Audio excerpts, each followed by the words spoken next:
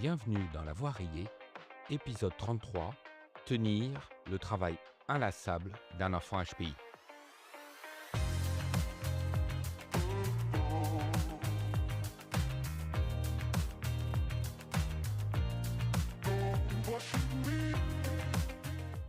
Les enfants HPI tiennent. Ils tiennent à l'école, ils tiennent à la maison, ils tiennent dans les attentes, dans les règles, dans les silences aussi. Certains ne font pas de bruit, ils ne débordent pas. Ils comprennent vite ce qu'on attend d'eux et ils s'ajustent. Mais cet ajustement ne prend pas toujours la même forme. Certains aussi ne font pas silence, ils débordent, ils contestent, ils explosent même. Mais tous comprennent très tôt une chose, dans ce cadre-là, il faut tenir. Tenir pour ne pas exploser trop fort, tenir pour rester acceptable, tenir pour ne pas être disqualifié. Alors chacun s'ajuste à sa manière, par le retrait, par la colère, par l'ironie, par la suradaptation. Quand on regarde de l'extérieur, tout semble fonctionner, et pourtant, quelque chose travaille en permanence à l'intérieur.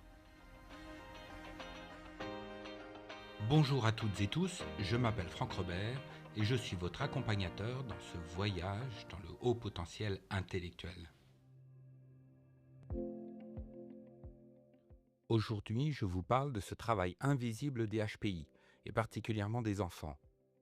Je ne vous parle pas du cadre, celui de l'école, celui de la maison, celui des copains, celui du club de sport ou de la classe d'art. Pas de ceux qui posent le cadre, la famille, les parents, les enfants, les enseignants, les directeurs, les animateurs. Aujourd'hui, je vous parle de ce que les enfants HPI font d'eux-mêmes pour tenter à tout prix de rester dans les cadres. Un enfant HPI comprend très tôt une chose essentielle. Les cadres ne sont pas toujours négociables et ne sont pas toujours explicables. Alors quasiment tout de suite, par instinct viscéral certainement, il s'adapte. Il apprend quand parler, quand se taire, quand ralentir, quand lisser une pensée trop rapide, quand contenir une émotion trop vive. Ce n'est pas de la soumission, ce n'est pas de l'obéissance aveugle, c'est une stratégie. Une stratégie rationnelle et souvent efficace à court terme. Cet investissement psychique de leur part repose sur une idée simple, rarement formulée, mais très opérante. Si je fais ce qu'on attend de moi, je serai tranquille. Tranquille dans la relation, tranquille dans le regard des adultes, tranquille dans le groupe. Ce que vous voyez chez votre enfant aujourd'hui, vous l'avez peut-être fait avant lui. Vous avez choisi de tenir bon dans des cadres qui ne vous correspondaient pas. Et vous continuez peut-être encore, plus en sourdine, mais c'est là. Votre enfant comprend que sa sécurité et une certaine forme de quiétude passent par l'ajustement à son environnement. Alors il mobilise ce qu'il a de plus performant, son intelligence. Pour explorer, certes, mais surtout pour se contenir, pour masquer cette étincelle atypique qu'il craint de laisser voir et qui pourrait le pousser à l'extérieur de ses groupes de relations. Ce travail intérieur d'adaptation est constant. Il faut surveiller ce qui sort, ce qui dépasse, ce qui pourrait déranger. Il faut surveiller les réactions, les micro-signaux de surprise dans le regard et l'intonation de voix des autres, les indices de rejet potentiels dans les réponses, dans les attitudes, dans les mouvements. Il faut anticiper, corriger, réajuster, tout le temps. Et cela demande une énergie considérable. Mais comme cette énergie est investie avant un débordement, elle ne se voit pas. À l'extérieur, l'enfant va bien. À l'intérieur, il tient. Ce mode de fonctionnement a des bénéfices réels, ce qui le rend justement si difficile à remettre en question, enfant ou adulte. Il permet d'éviter le conflit, de maintenir une image stable de soi aux yeux des autres, de rester intégré dans les groupes et de réussir brillamment avec la reconnaissance qui va avec. Et voilà pourquoi ce fonctionnement s'installe durablement. Le problème n'est pas qu'il fonctionne, le problème est ce qu'il laisse penser. À force de se contenir, l'enfant apprend autre chose. Ce qu'il pense n'est pas toujours utile à dire. Ce qu'il ressent n'est pas toujours recevable. Ce qu'il est spontanément, doit être filtré. Il ne s'agit pas d'un renoncement conscient, il s'agit d'un glissement progressif. L'enfant ne disparaît pas, il se met en sourdine.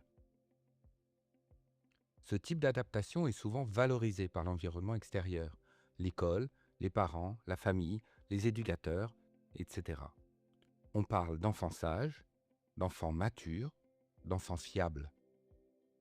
Mais cette fiabilité, elle a un coût important qu'on néglige.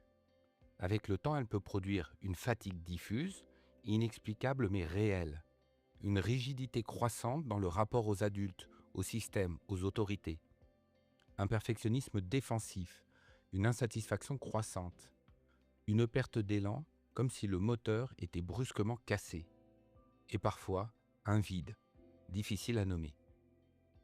Ce n'est rien de spectaculaire, ce n'est rien de bruyant, c'est juste une lente usure. C'est là que cette stratégie devient toxique, pas parce qu'elle est mauvaise, parce qu'elle est auto-entretenue par l'intelligence qu'elle détourne de sa fonction première.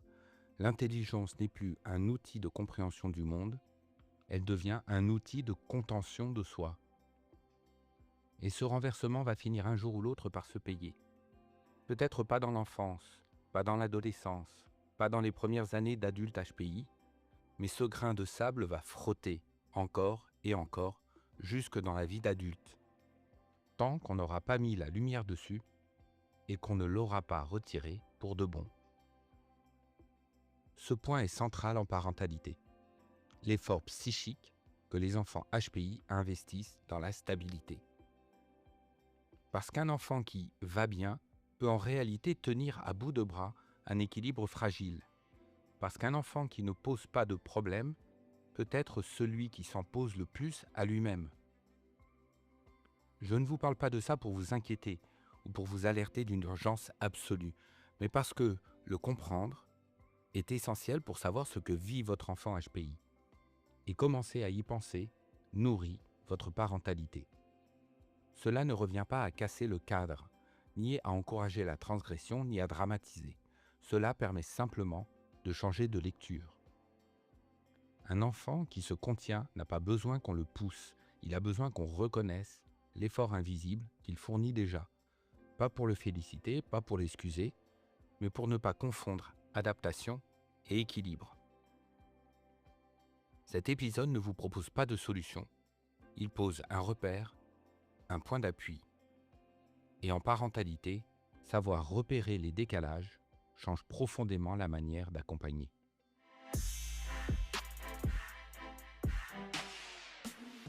Merci d'avoir écouté cet épisode jusqu'au bout. Si vous avez aimé, abonnez-vous et laissez-moi 5 étoiles et un commentaire sur votre plateforme d'écoute préférée. Et partagez le podcast avec vos connaissances qui aimeraient en savoir plus sur le HPI. La voix rayée, c'est tout pour aujourd'hui. On se retrouve très bientôt pour un prochain voyage. Au revoir.